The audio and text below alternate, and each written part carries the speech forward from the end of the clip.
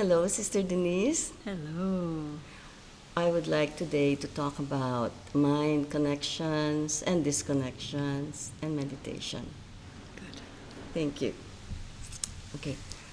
Early this week, a young pastor in California who was known as a mental wellness advocate killed himself. Not to pass judgment on that, but for very many years we've been seeing this happen quite a lot around the world. Is this an inability or refusal to cope with life? People in the helping professions experience burnout quite easily, and they are inspired to help people, but they need to put a lot of limits and boundaries because there's only so much that you can do. Sometimes you feel that you can do everything and get a person to become totally okay, but maybe you can't. And sometimes a person in a religious background, they may be very perfectionist. And when you combine all these things and you reach a pressure level that's very high, then something like that can happen. You feel that you have failed, you feel inadequate. And so I think the problem lies in preparing people in the helping professions to be able to take care of themselves. And one thing that we learn to do is to resource ourselves. So we do meditation. That means you take a great deal of strength from God direct. And if you don't know how to do that, or you don't do that, then you can get overstretched and things can go wrong. Okay. Further on inability and or refusal, you have had profound interactions with troubled persons in the course of your work with Brahma Kumaris. If you could just please help us understand the certain dualities in top-ranked conditions that bring about distress. For instance, is having too little in life more or less of a problem than having too much? It all depends on the individual, and it all depends on what you mean by too little and too much. Everything Poverty is very versus accumulation. I don't think it's really about that. It's really about the relationship of a person with what their resources are. And it depends on if you know how to manage your resources. It depends on if you know how to manage your time, your thought, what you have available, what the expectations are. So it's not as simple as having too much or too little. What about stagnation or no drive at all? Or hyperactivity, that's overstimulation. Which one is a bigger problem? Again, it's very individual, and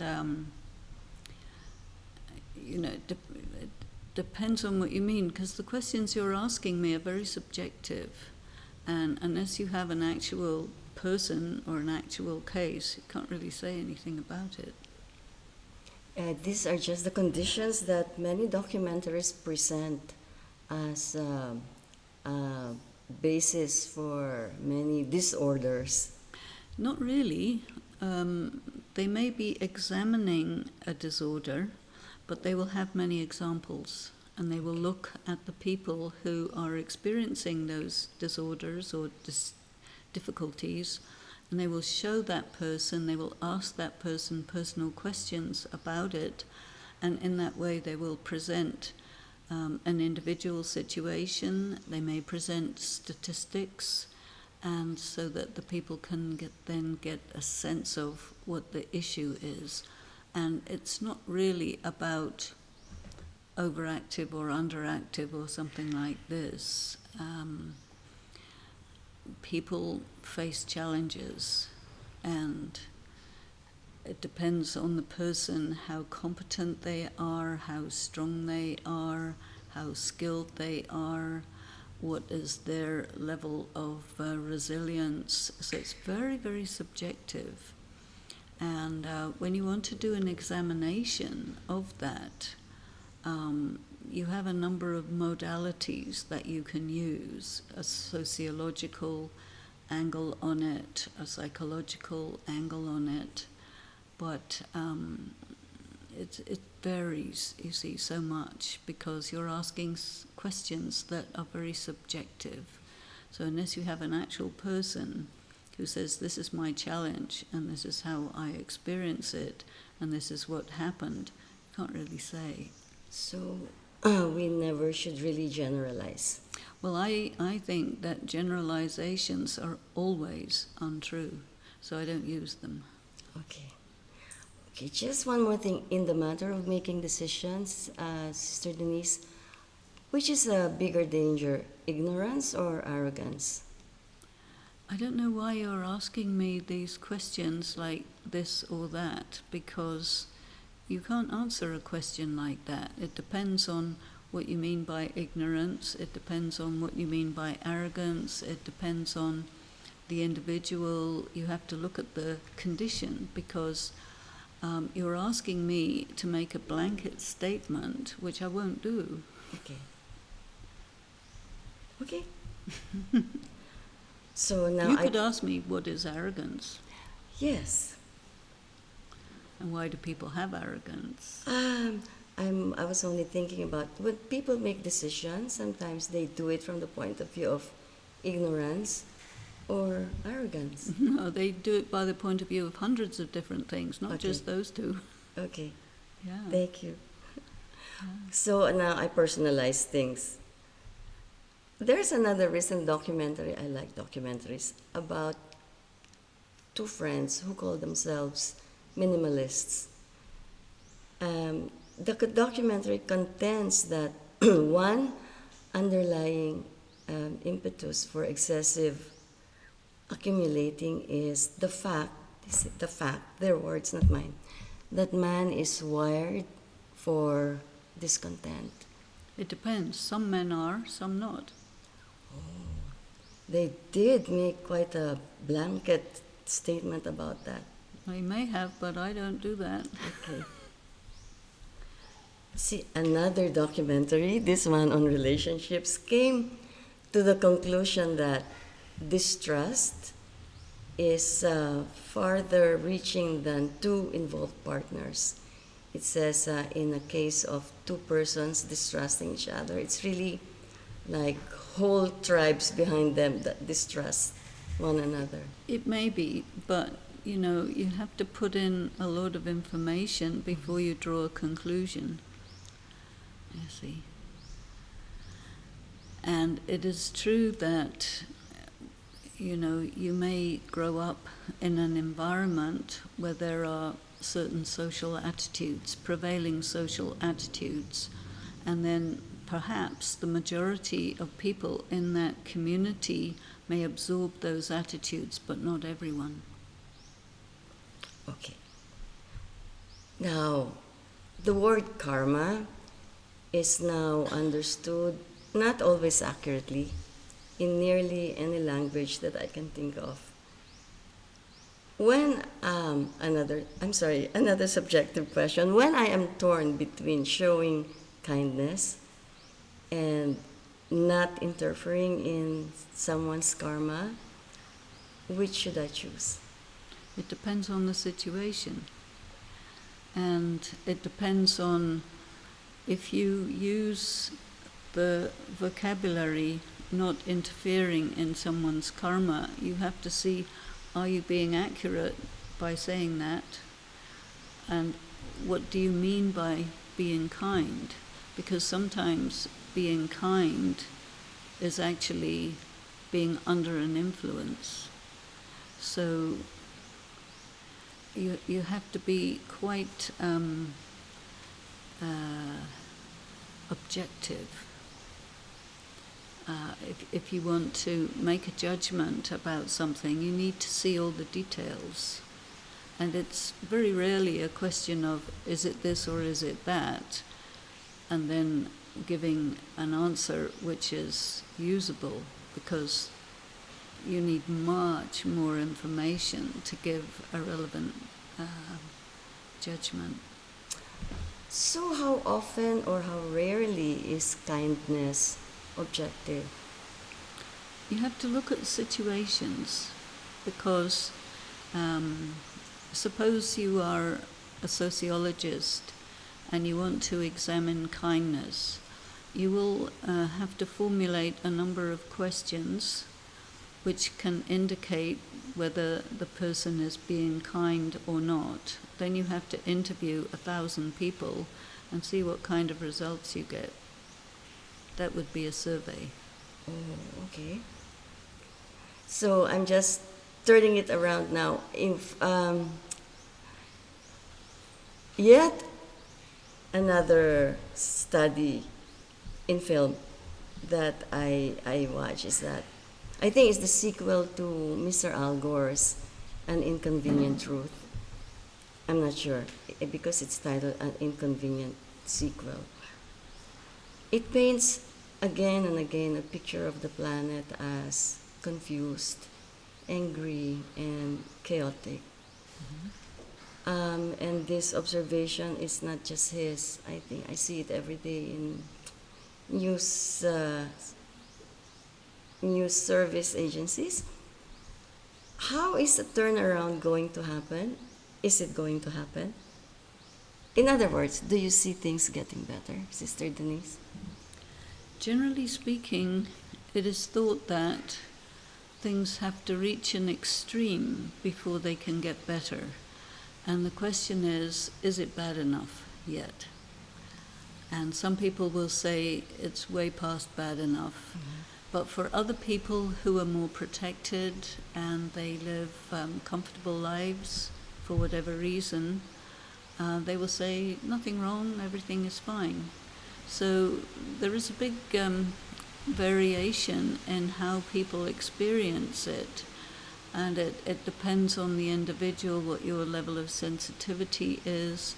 You know, there is the question of climate change.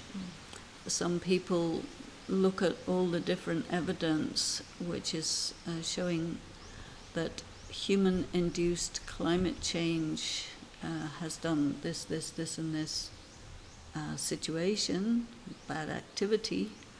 And then other people say it's nothing to do with being human-induced, it's just going like that anyway. So there's a debate about that. But I definitely believe that things reach extremes and then the pendulum goes the other way. And I see things like this way and then that way. Oh. Because I believe in the continuity of humanity and of the planet and so on, but that every so often we reach very critical moments and then we have to cross these critical moments.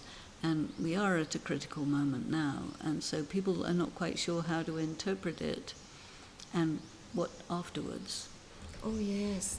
I'm sure you have observed that, for example, the ice caps started melting decades ago. I mean, more than 20 years ago they started. Way more than 20 years ago. Yeah. About 60 years ago. And the destruction of the planet has been discussed, a lot. What do you think would it take for human beings to listen? Well, I don't think it makes any difference whether they listen or not, because we've gone past the point of no return. So the question is, how do you get through it? Because you can't prevent it, but you do have to get through it. And the question is, how do you prepare yourself for that? Oh, okay. Which brings me to my next question. How does a reflective practice like meditation help here? Will man ever be ready for full-on soul consciousness Is there such a thing as conditioning before you jump into spirituality, or I think it varies again enormously, and there are many people who are seekers, and they have been for a long, long time, and they study, they look, they evaluate, and they grow. And they may shift from one practice to another, or they may stay in one practice and shift internally within that practice. But I think that any kind of spiritual practice, any meditation practice is very important to strengthen yourself. Because if you're strong internally, then you can handle these things. If you're weak internally, it's very difficult. so you need to prepare for such a lifestyle? Well, such a lifestyle is a preparation for extreme conditions. Yeah. Okay, fair enough. Um, you yourself have been on this spiritual path for nearly half a century. Yeah. Yes. More than half your life, certainly. Double half my life. Double half your life. Okay, how does that work? Double half your life, your whole life. My life before I was doing this, Yes. and then twice that amount after I've done this. All right. How much has your view of the world changed? Um, the world in terms of its capacity or worthiness for survival. You think this is planet is worth saving? I don't think about it like that. What Einstein told us is that matter can neither be created nor destroyed, but it passes through change. And the thing is, people are not sure whether the circumstances or the world as we know it will continue. So the world as we know it will not continue, but the world will continue. Okay. You know, but the configuration, every so often the configuration changes. But, you know, the human soul is continuous, and the planet is continuous. Matter and spirit, they go on, but they go through change. Oh, okay. Sometimes very abrupt and cataclysmic change. Okay. More than twice, more than half your life, you said you've been doing this. What is the most compelling experience that has been your biggest incentive to stay the course? It's not really a matter of a single event. Maybe several experiences, yes. And it's not really a matter of an experience. It's really, to me, the study of spiritual concepts is the key. And studying them means you go into the depth. And going into the depth means you know what it means. You can process the ideas. You understand the implications. And that doesn't change. You have to act according to what the implications are. And that is what helps me to stay the course. I don't think that individual experiences can do that. Individual experiences can give you a boost or get you going. But what keeps you going is if you understand it. Once you started, was it a steady process? We call this a pilgrimage. We say the pilgrimage of remembrance. And when a person is climbing a mountain or they're climbing Mount Everest, the way is up and down. There are steep parts, straight parts. Sometimes you have to go down because you have to go down before the next up. And it's not a freeway. So it's been more of a mountain than a freeway for you? No, anything like this can never be a freeway. It's always a mountain. And if you're doing mountain climbing, you need to know how to climb mountains. Yes. And so you need guidance, you need to understand what's involved so that you develop the skills and you become more skilled as you go along. Okay.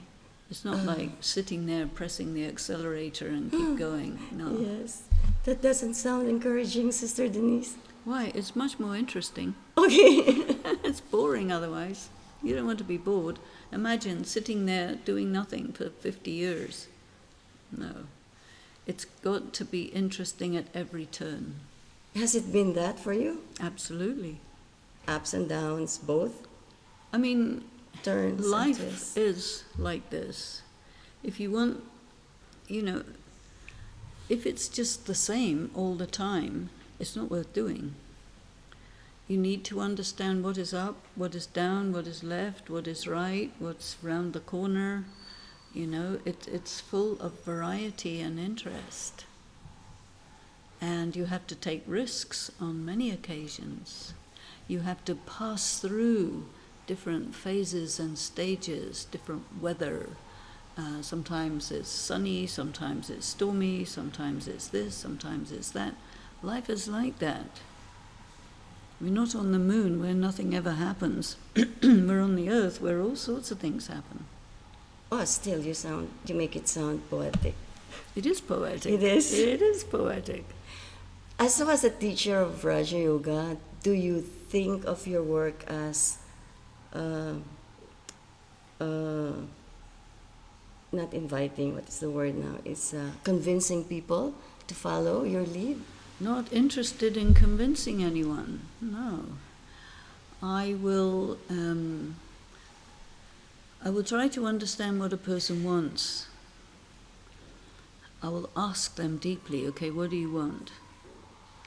And I'll try to get them to think. And I would try to sense what they need and to supply them from my treasures what they need. And it's quite individual. Thank you. And thank you so much, Sister Denise. Thank you. This was just short and sweet. Thank you so much. Welcome.